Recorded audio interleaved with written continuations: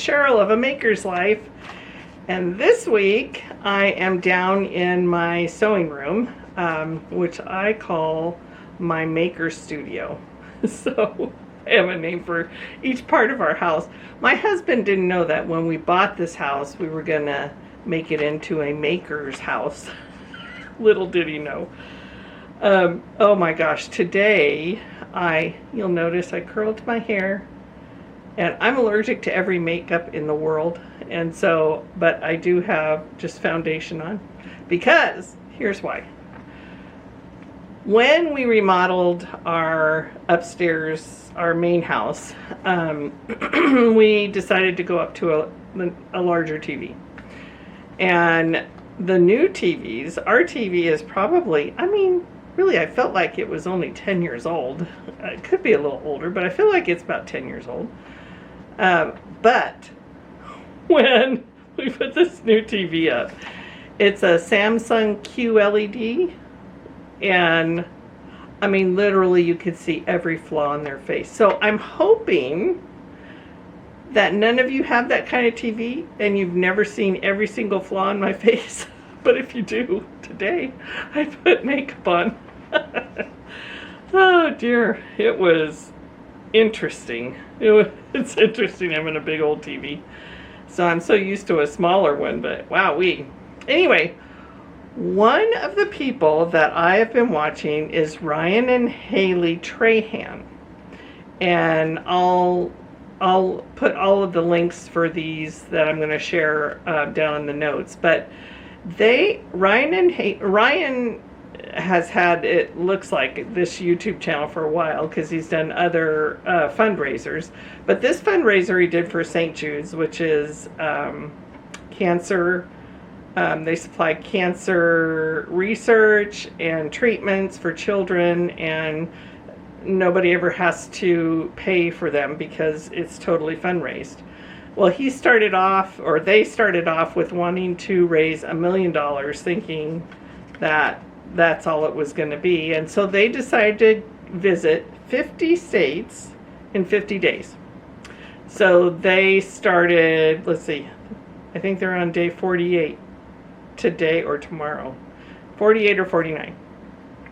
So they started 48, 49 days ago. And tomorrow they're going to be in Oregon. They were up in Washington today. Not too far away from us, actually, because they went over to Portland to a Target, I think it was, for their candy. He has a candy that is less sugar and all this other stuff. Still candy, but it's called Joyride. My grandkids love it. Anyway, if you get a chance to go back and watch his 50 states in 50 days, it's a fun watch. I mean, just seeing the hope in people, that if you talk to my friend Anna and I always have this discussion. Anna is Stitch Roadies, Quilt Roadies, and I am the pessimist of our friendship, and I tend to think, oh no, people aren't going to do that. People aren't going to. I mean, they have raised almost $10 million. They were shooting for $1 million. Now they've raised almost $10 million for St. Jude's. So pretty amazing. And most of it, there are some big donations. They have this thing called the Wheel of Doom. And if anybody gives them $50,000 or more, then they activate the Wheel of Doom, which they have to do some random thing. But anyway, most of it is, people like you and me. And if you like his YouTube, like his Instagram, like Joyride's Instagram, it donates 3 cents to them. You don't have to pay it. I'm not sure how it gets paid, but he said that if you do that, then they get 3 cents. So anyway, it's been a really fun couple to watch and follow.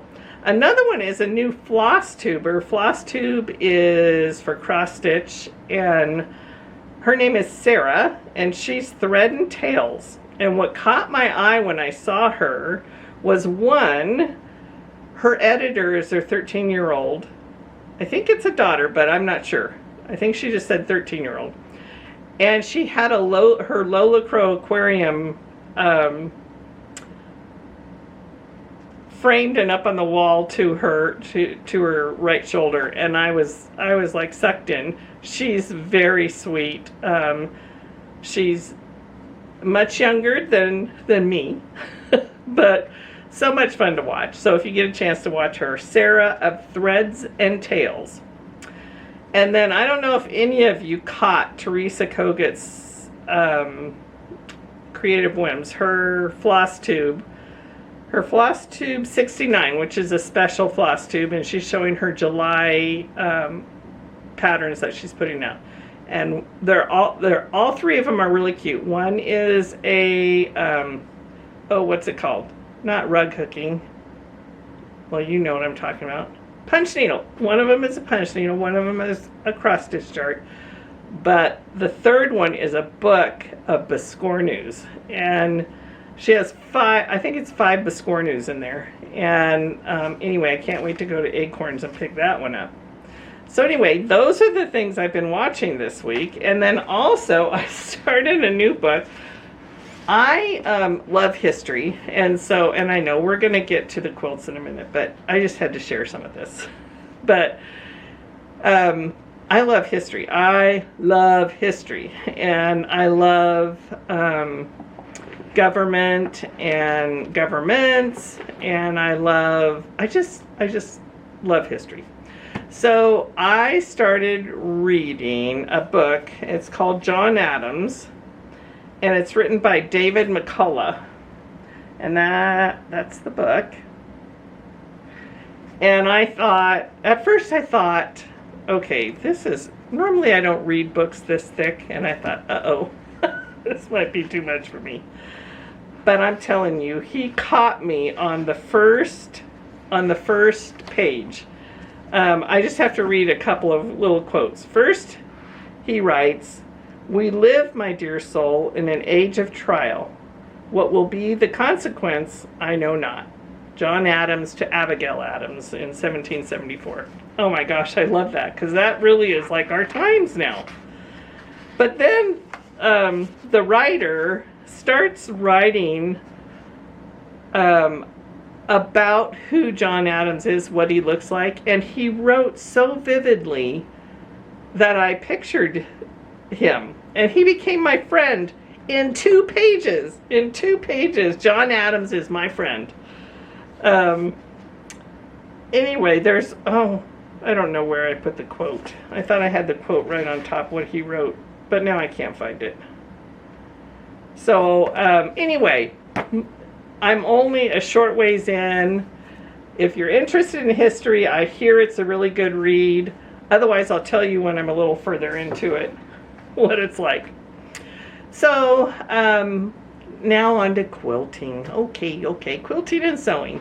I have been sewing since I was a little girl, and I started quilting when we retired and moved up to Oregon from California, and I always wanted to learn how to quilt. I sewed my own clothes for as long as I can remember, designed my own clothes for as long as I can remember.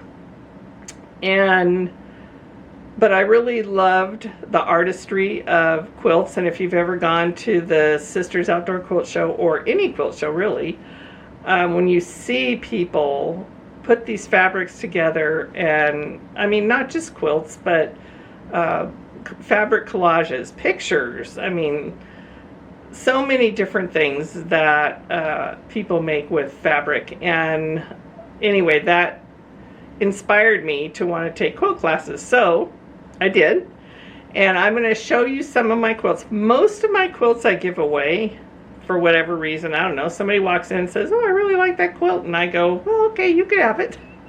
So I've kept very few of my own quilts.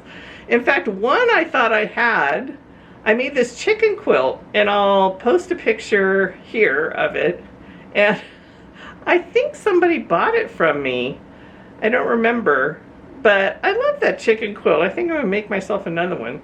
Anyway, or actually Colleen made me a chicken quilt too, which hers is much nicer than mine was.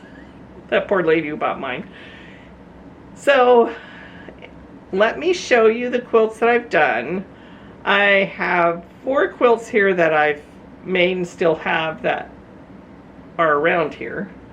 And then I have 2 that were quilts that people had started to put together or got mostly together and then didn't finish them, and they gave them to me to finish. And so let's go from there. Okay, so I have been quilting for, I think it's about 12 years now. When we first moved up here from California, when we retired from both my job and my husband's business, I took a quilting class and always wanted to learn that. And I took it at Pioneer Quilts, which is in Milwaukee, Oregon. I believe it's considered Milwaukee. Anyway, Pioneer Quilts, if you're ever in the area, look it up. It's a beautiful quilt store. And anyway, I took the class and from Jolene, which is now at Acorns and Threads, teaching finishing classes. And the first thing she taught us was the Friendship Star quilt. So if you know anything about me, I'm go big or go home. So I, of course, did the front, and then I made another quilt for the back. My first quilt, I don't know what I was thinking. Anyway, so here's my first quilt. I have no clue what the fabrics are on any of these. Yep, on any of these. I don't know what the fabrics are. So here's my first quilt. And I can't get the whole thing in the picture, so hopefully that showed really well. And then here was the back of it.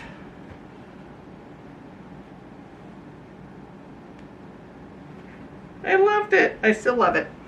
And then I made 3 more of these, 1 for each of my daughters for Christmas that year. So they each got one of these Friendship Star quilts in their colors. Then Colleen and I, my sister, went to her friend's house. I'm not exactly sure, somewhere in Washington, Eastern Washington. And Colleen had said, I came up for the weekend, and she said, we're going to go to my friend's house. It's an hour away. Well, Colleen has no sense of direction. So, and to be fair, neither do I, but she said it was an hour away.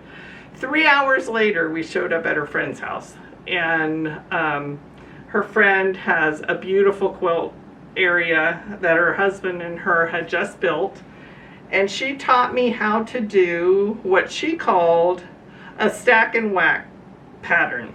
So we went to the quilt store near her, and I bought some fabric, and we made these quilts. So this is mine.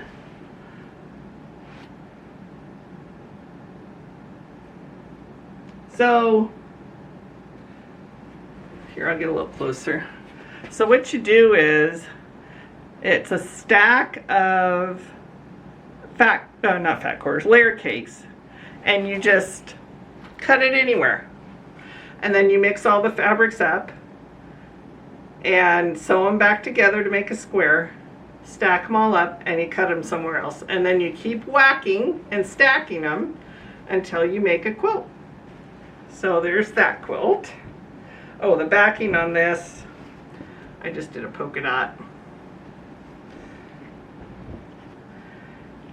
And I don't know where I got this pattern from, but this has been well loved. This is on our couch. And you know, the funny thing is, I'm not a bright colors person, but for some reason I love this one. Again, I don't know what the fabrics are. I don't even know the pattern, but here it is. Oops. And then here's the back. Now by this time, I had gotten my long arm, and so my long arm, I could not do the fancy long arming because I can't stand that long with my back. So I use a computerized long arm. So all of these are computerized. I long armed them with my computer. So then this one, I know this is a fat quarter shop sew along, and it was for, what fundraiser was it for? Well, I'll put that down below once I remember what fundraiser it was for. But anyway, this is, I know these are Lori Holt fabrics, but I don't think that they produce them anymore. Maybe. But I don't even remember what it was. I think it's Farmhouse something. But anyway, so here it is. Isn't that fun? I love this. So there's that one. And then I have two quilts that, one I just finished. I'd never tied a quilt before. I don't know if you have ever tied one, but I had never tied one. But I grew up with, my mom had a crazy quilt for my grandmother, and it was tied, and I used to love playing with the yarn on those ties. So my girlfriend has recently moved to Hawaii, and she hadn't finished this quilt, so she wondered if I wanted it and if I wanted to finish it. So I did, and what I did is I tied it. So my friend Julie made this quilt. I love the colors on it, and then I tied it. So I didn't do much to this. But isn't that beautiful? And then this is her backing.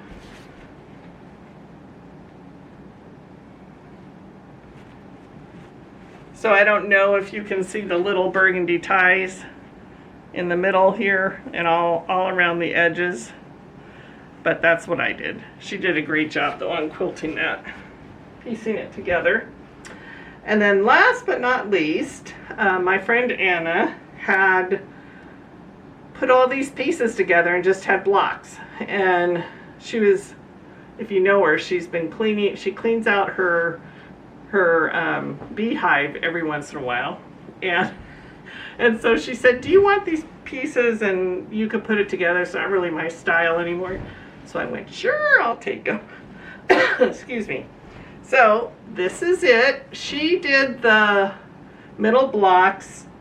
I connected them and put on the borders and long armed it. So I'm going to go a little bit slower because this has a lot of fun blocks in it.